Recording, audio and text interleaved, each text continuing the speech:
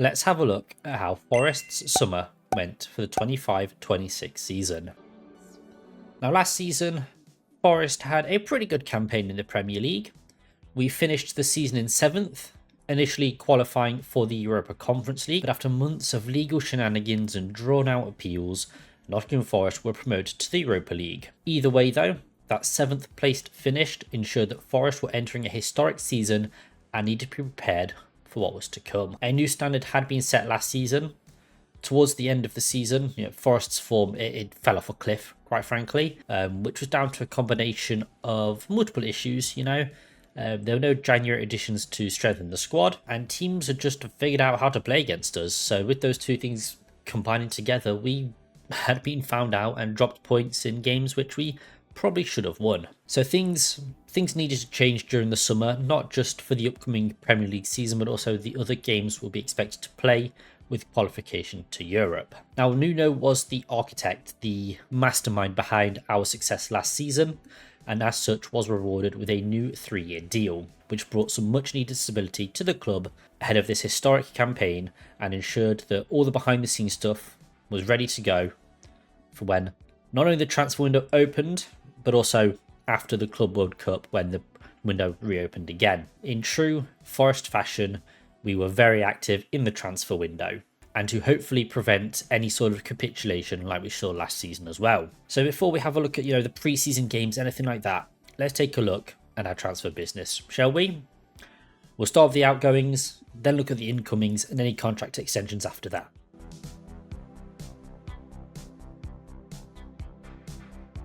So we saw a lot of players leave the club throughout the summer. Jonathan Panzo joined Rio Ave, who he was on loan with last season. Harry Toffolo left for Charlotte FC. Well, he left the club and then joined Charlotte FC after that. Andrew Omobamidele joined Strasbourg, who was also on loan with last season. Tyler Binden, who was on loan with Reading, went on loan to Sheffield United. Ramon Sosa joined Palmeiras.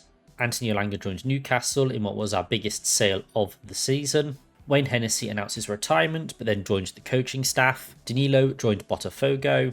Lewis O'Brien joined Wrexham. Matt Turner joined Olympique Lyon. Thank God. Carlos Miguel joined Palmeiras. Marco Stamanic joined Swansea. David Carmo went on loan to Real Oviedo. Emmanuel Dennis left the club. Eric da Silva Moreira joined Rio Ave on loan. Josh Bowler joined Blackpool. And Omar Richards joined Rio Ave on loan. So, quite a few departures there. Some players I would have maybe liked to see around the team. Omar Richards, I think, could do a job for us in Europe or could have done a job for us in Europe. But apparently he just wasn't either in the plans or we didn't think he was good enough. So, what do we know? And I think the loss of Toffolo in the dressing room will be a big thing that hits the club at some point. Because he was a very integral part of the dressing room. He wasn't playing that many games, but he was, our mental health ambassador. And, I just think a well-liked player around the club. So I think we're going to miss him as well.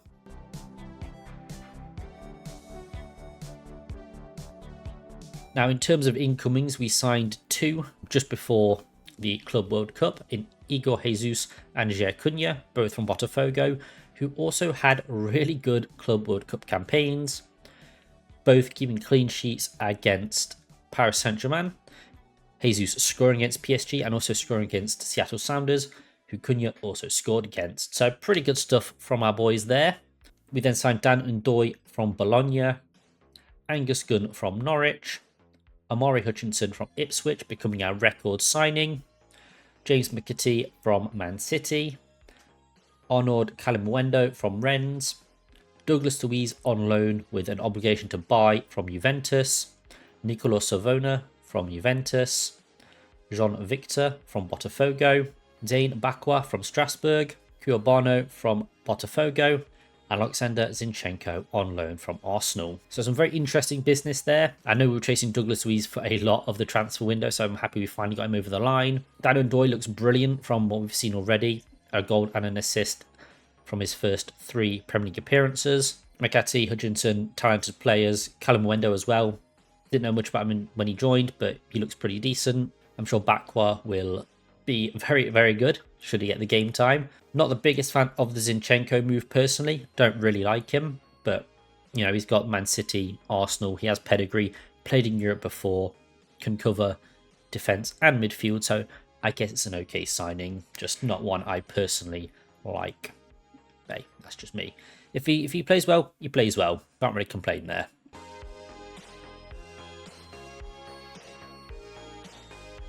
So yeah, we had a couple of contract extensions as well. We saw Willy Bolly, Nico Williams, Ola Aina, Matt Sells, Zach Abbott, Morgan Gibbs-White and Callum Hudson-Odoi all put pen to paper for longer deals at the club. Great stuff. Securing some of our best players for better contracts. That's what we like to see. So now the business is done. We've looked at our business. It's pretty decent. Not a bad window. One of the better ones in the Premier League if you saw my previous video. But we're now going to move on to pre-season. And to be frank, this was a pre-season to forget. Now, I know you shouldn't look too much into pre-season results. They are just about gaining fitness for the players, getting them used to playing with each other and what tactics the manager would like to use going forward. But you still want your team to win, or to at least give you some crumbs of hope for the upcoming season. But there was plenty of drama before a ball was even kicked, with a lot of speculation swirling regarding the future of Morgan Gibbs-White. His confidential release clause had allegedly been activated by Spurs. I mean, 60 million was the amount floating around. No one in the fan base knew that Gibbs-White had such a low release clause in his contract. No one was aware of that until it was allegedly breached by Spurs. And this was also despite the club saying that we wanted more when Man City was sniffing around. I think 80 million was the sort of quoted amount there, which Man City never went for. But Spurs were somehow getting in for 60, which is very, very odd. I doubt we'll really ever know what's actually happened there behind the scenes. That stuff normally never comes out. To end it all, to put a lid on those rumours, Gibbs-White signed a new deal with the club, and a very awkward video was released with Mr. Marinakis. He did seem like a hostage at points in that video, and that led to a lot of jokes going forward, along with a lot of jokes directed at Marinakis being a larger man, shall we say. But with all this rumbling on, Forest was starting their pre-season campaign, playing some pre-season games, but it was finally sorted while we were on our hot weather training camp in Portugal. So at least we got it sorted pretty early into the window so we could focus on going forward and signing players we needed to sign. So let's have a look at those matches, shall we?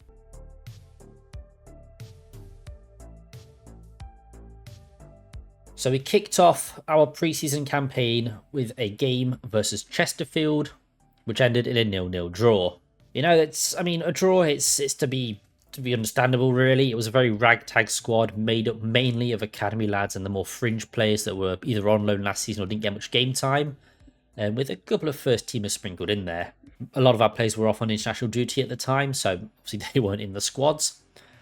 And this was definitely a game about fitness, getting those levels back up to where you'd want them to be come start of the season. We did beat them 3-0 last season, or 3-1 last season. So, a 0-0 result wasn't the best thing to see, but we didn't concede. It was a game about fitness. Can't really complain. First game of pre-season as well. The boys are just coming back. What do you expect? Next up, we faced Monaco for another 0-0 draw. We next welcomed the Monegasque side to the SMH Group Community Stadium for another 0-0 thriller. This match saw many more first-teamers start, with a very youthful bench as well. This was the game that saw Jimmy Sinclair introduced off the bench, and he looked quality from what me and many other Forest fans saw. One to watch for the future, definitely, and we still didn't concede a goal. We didn't score, but we didn't concede either. We get some European opposition. That's some good stuff. I'm just imagining Pogba in Chesterfield. It's so funny. I don't think he was there, but just that image is quite funny. And then we went on our warm weather training camp to Portugal, and our first game was against Fulham, where we lost 3-1. Lovely. And this was the first time that we'd be seeing what new signings Jair Cunha and Igor Jesus could do. Unfortunately, they didn't show much, but they looked okay to say it was the first time they'd played with the team. They hadn't even been training them for that long. It was nice to see them nonetheless. Unfortunately, we lost 3-1, with Harry Wilson, of all people, scoring a brace. What happened there?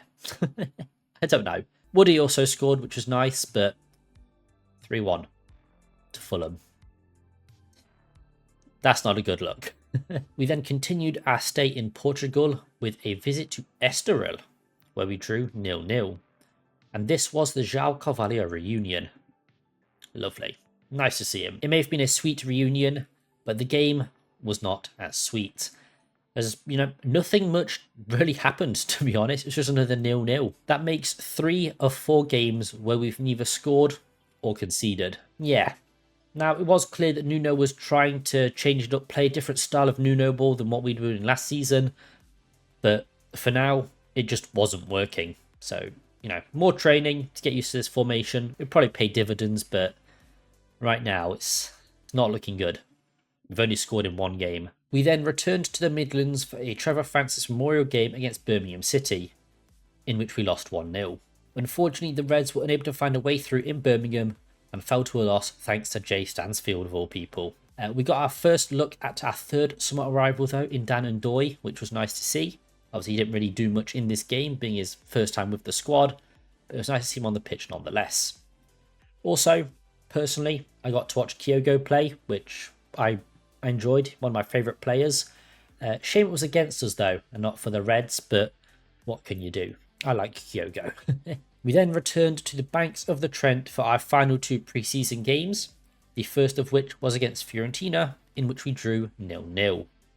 Yippee. You know, hosting Fiorentina are some good European preparation. They've played in a lot of these European competitions recently, making the finals against both Olympiacos and West Ham, both of which they lost, so unlucky there. But it was good to test how we'd perform against some European opposition. And it was an okay game, really. Another 0-0. Another game without a Forest goal. We didn't concede either, but still, 0-0. You want to see that your team can at least score a goal. And even at home with a pre-season game, it was getting a little bit silly at this point. Come on, lads. We've got Chris Wood, Igor Jesus, even Taiwo Awoniyi. But none of them could score a goal against Fiorentina. At home, pre-season, yes, but still, a goal would have been nice. We were scoring last pre-season at the very least. And our final pre-season fixture, we hosted the Saudi Pro League side Al Qadisa, in which we drew 0-0. Again, nothing of note really happened here either. One thing I did notice was that the Al Qadisa players loved to end up on the floor, always going down under the smallest amount of pressure. But again, we didn't score a goal against a team from the Saudi Pro League. A little bit embarrassing if you ask me. Just another 0-0 masterclass from Nuno. I really hope this doesn't carry into the season. And with that, our pre-season concluded. 1 goal scored, 4 conceded in 7 games. Nuno masterclass. I mean, look, I know pre-season games don't have that much importance in the grand scheme of things, but it was still very disappointing, and the lack of threat that we showed up front did not fill me with confidence for the upcoming season. 0 goals scored against sides that are not Premier League standard. That ain't good, because we're playing in the Premier League. But it was pre-season though. The players would not have been playing at full intensity during these friendlies, but a win would have been nice. Just as a little treat, you know? Now, we'd only signed 4 players throughout pre-season, and that was because of the situation surrounding which competition we were playing in next season. But on August 11th, it was all made clear. CAS denied Crystal Palace's appeal, deeming them to be part of an MCO with Lyon, and as such, ineligible to compete in the Europa League, as Lyon has also qualified. Forest had officially taken their place, and it was finally time for business to begin.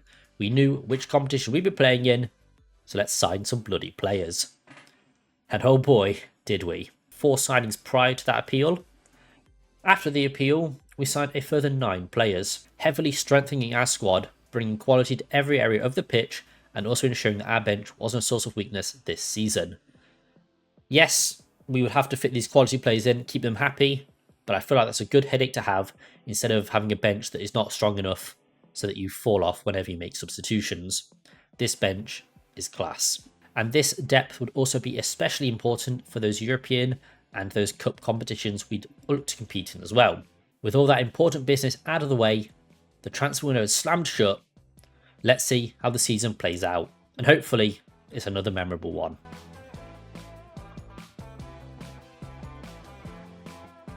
Now, the window was still open prior to the season starting. They ran in parallel for a couple of weeks.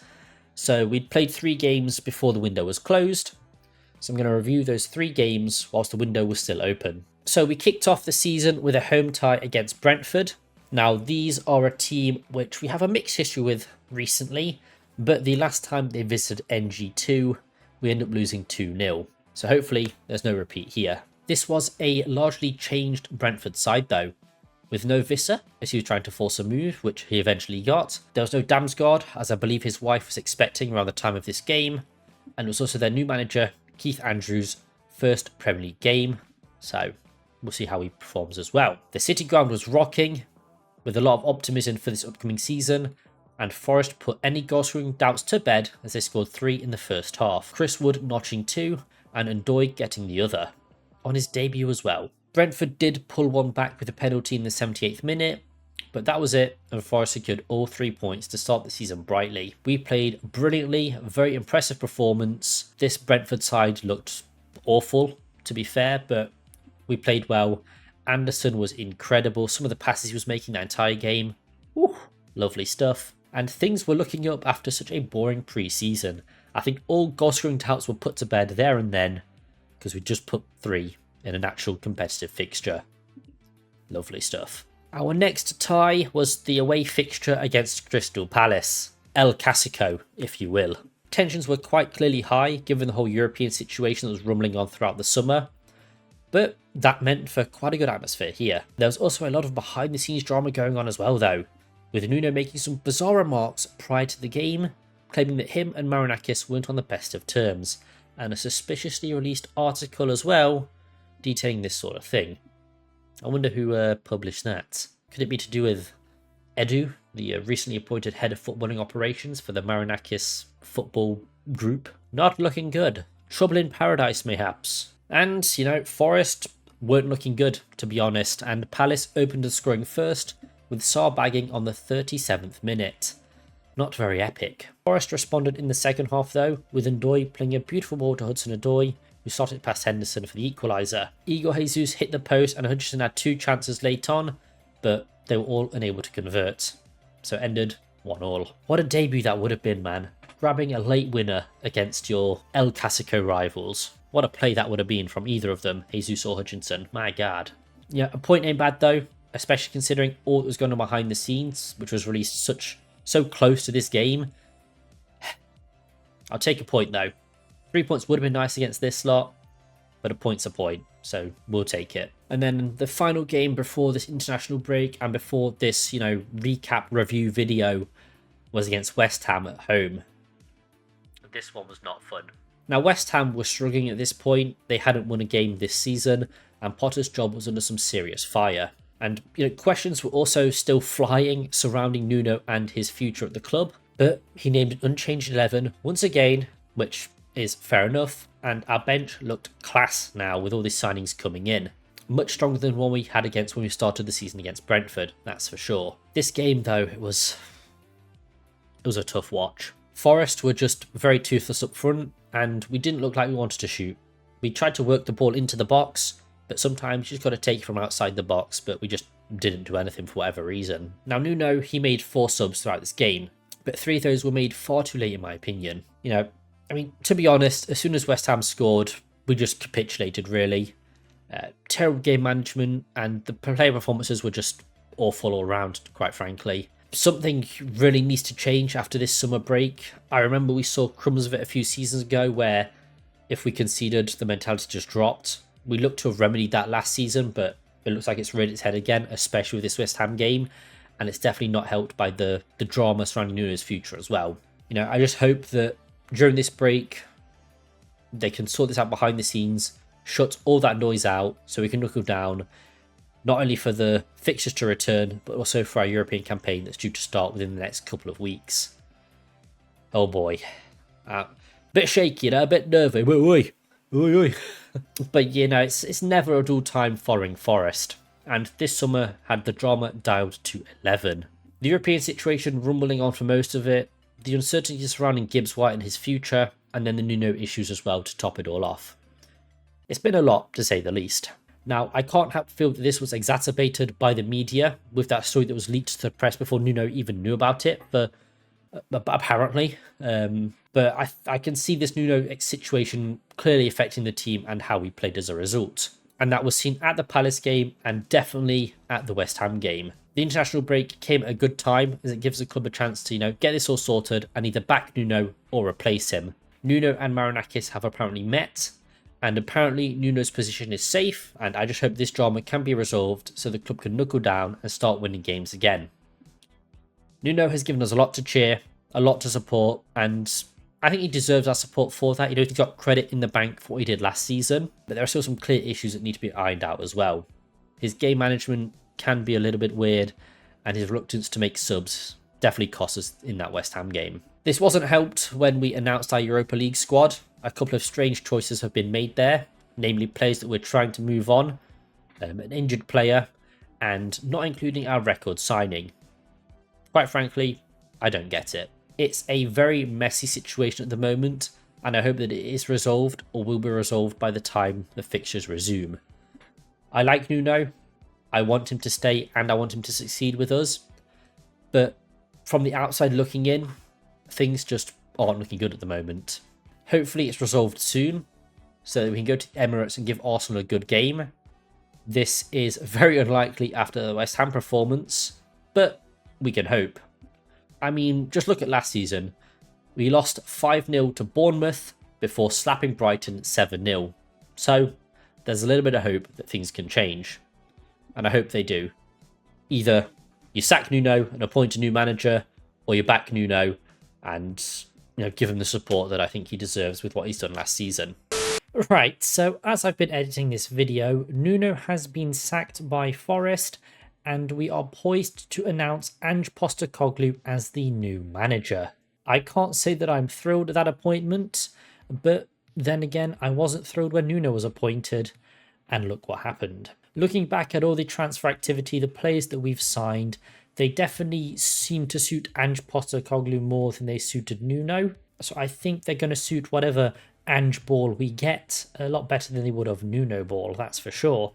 And they'll probably actually see some game time as well. Now, Ange finished 17th with Spurs last season and 5th place with them the season before. But that 17th place finish isn't really a good look, and it does not fill me with confidence, as I imagine many Forest fans would agree. But, and this is a big but, he won the Europa League last season, which is the same competition that Forest happened to be competing in as well. Now, if Ange shows that he has some tactical flexibility with Forest, then this could be a very, very good appointment. I'm optimistic, maybe down to delusion, but without delusion there is no hope. So hopefully he can show a bit of tactical flexibility and really get the best out of these players, and hopefully we don't finish 17th this season. So it remains to be seen if it'll be a good appointment, but I've got my fingers crossed and just hoping for the best. I was also going to use Nuno for the thumbnail, this lovely image of him, but now I have to locate another image, so thanks for that, guys. Anyway, back to the video.